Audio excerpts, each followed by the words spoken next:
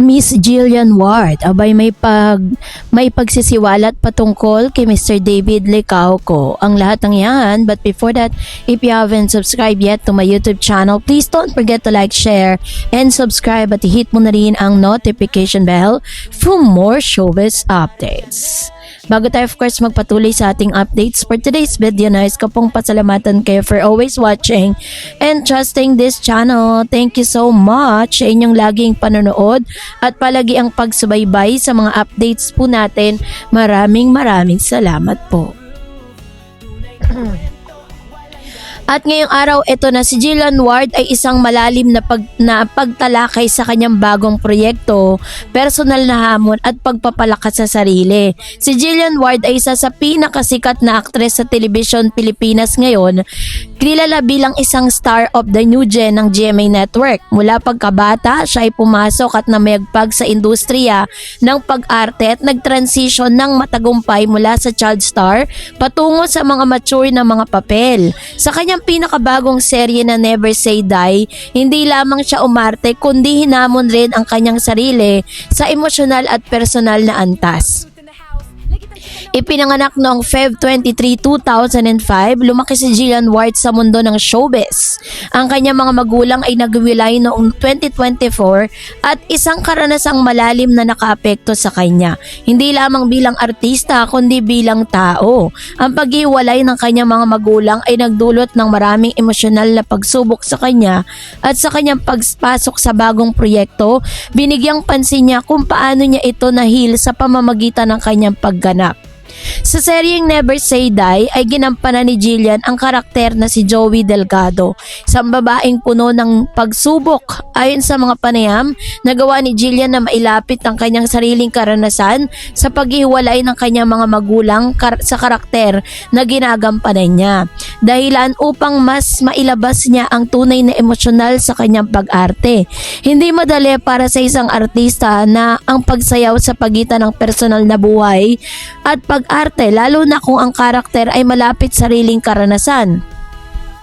Sa pagkakataong ito, nagamit ni Jillian ang kanyang nakaraang emosyonal na hirap bilang pang-ibabaw sa lakas ng pagbuo ng isang karakter na hindi lamang karakter sa script kundi sa isang babaeng lumalaban sa sariling takot at personal na paghihirap. Hindi lingid sa publiko ang personal na buhay ni Jillian ay nasa ilalim na mas maraming haka-haka at kontrobersya mula sa chismis ukol sa mga relasyon, financial stability at kung paano niya nakuha ang kanyang mga pinagkakakitaan. Hindi may iwasang si Jillian na nakaranas ng malalakas na usapan sa social media at showbiz circles. Marami ang nagtanong kung paano niya hinaharap ang mga ito at masasabing malaki ang kanyang pagsasalita at pagdepensa sa sarili upang mapanatili ang kanyang integridad. Bukod nga po sa kanyang emosyonal na personal na buhay at malalim na papel sa Never Say Die, isang bahagi rin ng usapin ng kanyang dynamics kay David Licauco na isa sa mga leading men sa serye. Ayon sa mga panayam, sinabi ni Jillian na si David ay nagbibigay sa kanya ng pakiramdam na empowerment.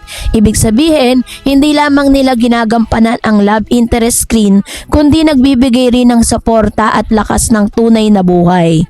Sinasabing sa set mismo ng Never Say Die, makakatulong si David sa kanyang confidence at pagpapalakas ng loob. Isang bagay na critical para kay Jillian dahil sa dami ng mga personal na issue at hamon na kanyang hinarap sa kanyang buhay at karera. Ang empowerment na ito ay hindi lamang nagmumula sa romansa, kundi sa pagtingin sa kanyang kakayahan bilang isang babae at artista. Ang sinabi ni Jillian kay David na siya ay isang inspirasyon at nagpaparamdam ng empowerment ay nagbibigay linaw sa kung paano niya tinitignan ang kanyang mga relasyon sa set at sa labas nito. Hindi ito isang simpleng kilig kundi isang malalim na pagkilala sa kung paano niya tinutulungan ang mga taong nasa kanyang paligid na mas maging buo at mas malakas ang pagharap sa mga pagsubok. Ang empowerment na ito ay hindi lamang nagpapakita ng pag-angat ng kanyang career kundi pati na rin ng kanyang personal na paglago mula sa pagiging isang child star tungo sa pagiging isang matured at empowered na babae. At bukod nga po sa kanyang positibong mensahe at pag-angat, no? Pag-angat, hindi lang ikakaila na si Jillian ay nakaranas din ng mga malalaking pagsubok dahil sa social media, speculation at chismis. Mula sa pagbibintang sa kanya ng mga usapin na may kinalaman sa isang mas nakatatandang figure hanggang sa pananaw na ang kanyang tagumpay hindi niya narating sa sariling lakas. Napilitan siyang harapin ang mga pag-atake sa kanyang karakter at reputasyon. Sa mga pagkakataong ito, sinabing pinili ni Jillian na harapin ang mga usaping ito ng buong tapang na hindi takot magsalita tungkol sa kanyang sariling kwento at karanasan. Ito ay nagpapakita ng isang babae na hindi lang umaarte sa harap ng kamera, kundi pati na rin sa harap ng totoong mundo at mga totoong pagsubok. Hindi may kakilala ang pagiging isang public figure ay isang malaking responsibilidad. At para kay Jillian, nangangahulugan din ito ang pagharap sa mga komento kung minsan may matitinding kritisismo mula sa publiko, lalo na sa social media. May mga pagkakataon na ang mga tao ay nag-interpret ng kanyang mga aksyon at achievement sa iba't ibang paraan at kadalasan ay adunay mga haka-haka ukol sa kung paano niya narating ang kanyang tagumpay. Kung tutuusin, ang mga ganitong sitwasyon ay nagiging pagkakataon para sa isang artista na tanggapin ng haba at lalim ng kanilang impluwensya sa publiko. Kung paano nito tumatanggap ng mga haka-haka, kritisismo at suporta at paano nila pinipiling gamitin ang mga yon upang mas maging malakas at mas determinado sa kanilang karera. Sa kabuuan ng karanasan ni Jillian Ward sa Never Say Die, ang kanyang pakikipag-ugnayan kay David na hindi lang basta parte ng teleplay. Ito ay representasyon ng kanyang paglago bilang isang tao at artista. Ang kanyang kakayahang mailapit ang sariling emosyon sa kanyang karakter, ang kanyang pagharap sa personal na social na kontrobersya at ang kanyang pagsasabing hindi lamang siya isang bituin kundi isang empowered na babae. Lahat ito ay bahagi ng mas malalim na naratibo sa kanyang buhay at karera.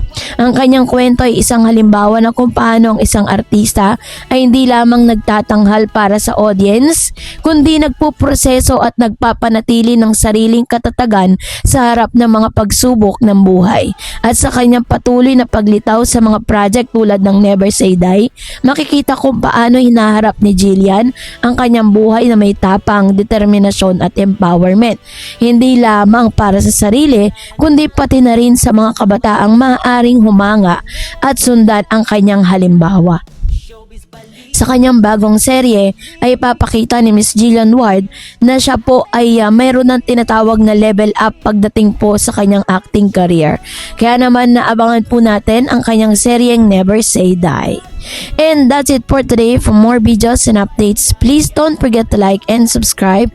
And please don't forget to follow my Facebook page, Dar Eds TV and Dar Eds channel. God bless everyone!